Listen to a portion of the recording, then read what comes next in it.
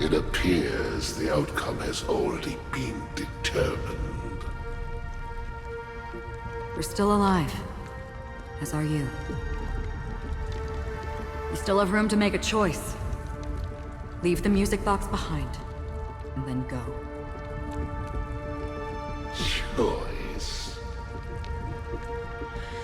The bloody trail of the destruction leaves no room for hesitation. Vatora's fire demon. Even if you sacrifice your life for that Eon, you won't get special treatment. Ranger, you tread the narrow path of the hunt. You could never understand. We come from the fire, and are born bathed in fire. We spread, burn, and destroy, until all the kindling has burned out and we leave only ashes on the ground.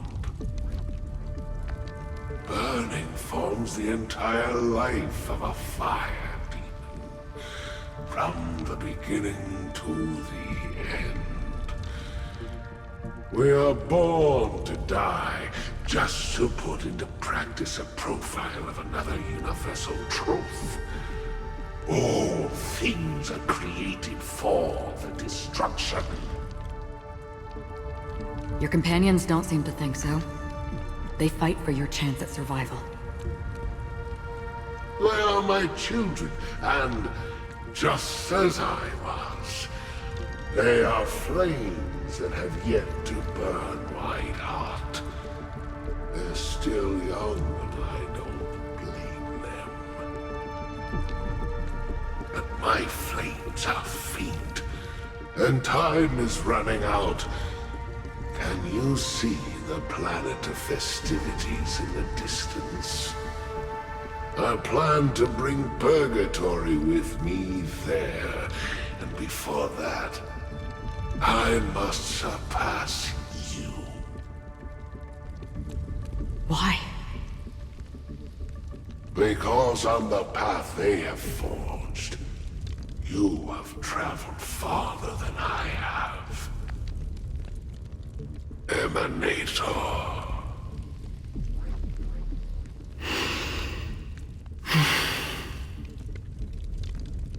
You cannot hide your true identity. Draw that sword, for we shall indeed remain here, bound to fight a decisive battle to the death, for I choose this. Destruction is intense, but brief. To cravenly cling to life is to endure an endlessly prolonged existence. Even if the answer turns out to be your own destruction. What is important is not the answer, but that it exists, just as you exist. Everything exists to be destroyed. Emanators are no different. Just as even sweet dreams may be born of the void, the so-called impossible is merely something that has yet to happen.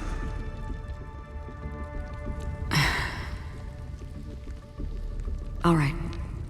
I accept. You shall witness the most brilliant and intense fire in existence. May this flame illuminate the farthest reaches of your bottomless dream. A bottomless dream. Yes, that's right. But you've made one small mistake. This blade remains in its scabbard not out of pity or scorn. It's a personal secret that I don't want to disclose, but perhaps out of reciprocity.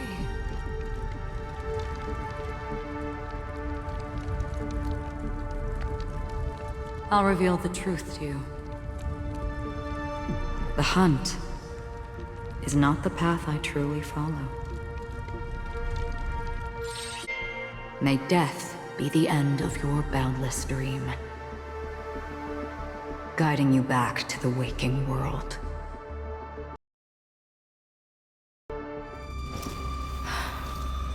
I still see them in my dreams. Hold it. Your time hasn't come yet. My time? I've seen many clever disguises that can conceal appearances, but they can never cover up who a person really is. And you're no different. You had no desire to kill the Trailblazer. You only did what you did to drive me and the Memo Keeper away, but why?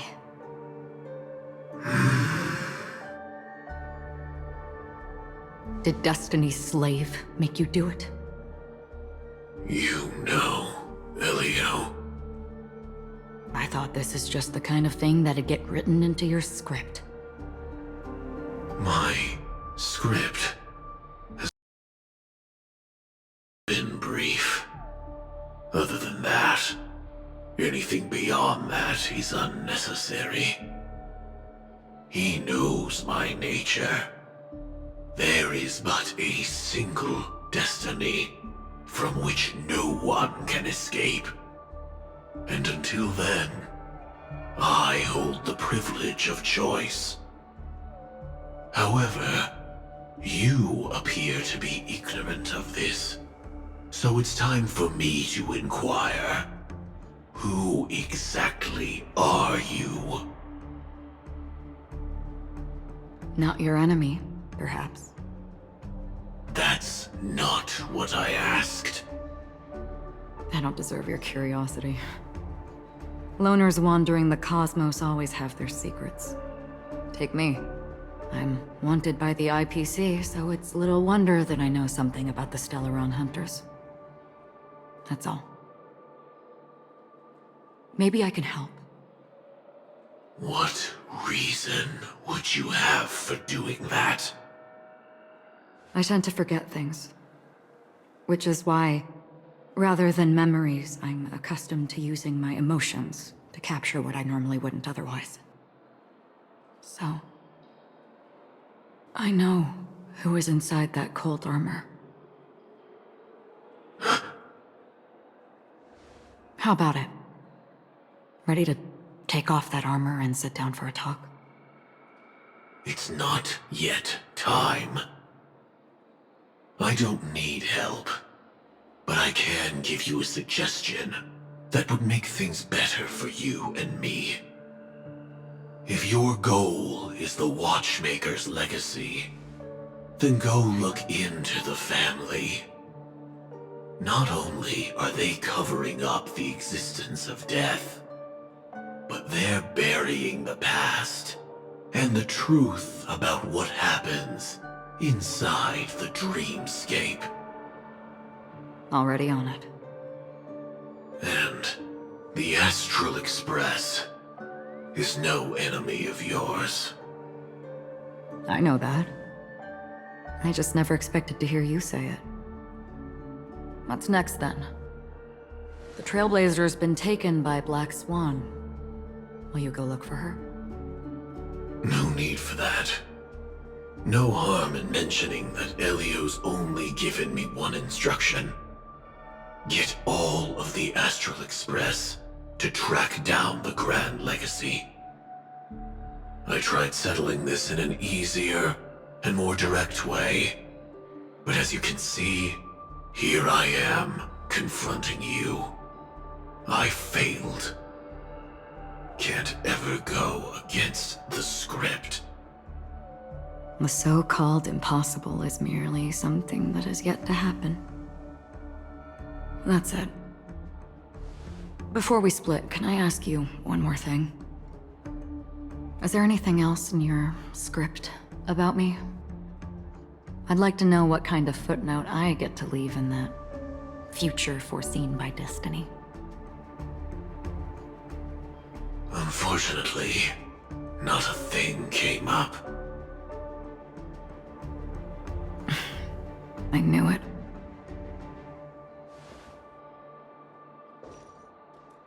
Hang on. I don't. Don't. What? Your first question was, do you still have dreams about everyone who died because of you? I don't. Never have.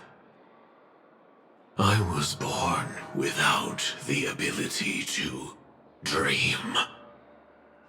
I live for this cold, harsh reality. For a little light, and to burn, to keep on burning, until I turn to ash. So, I really envy you. Is that so? Then you're already living in the waking world.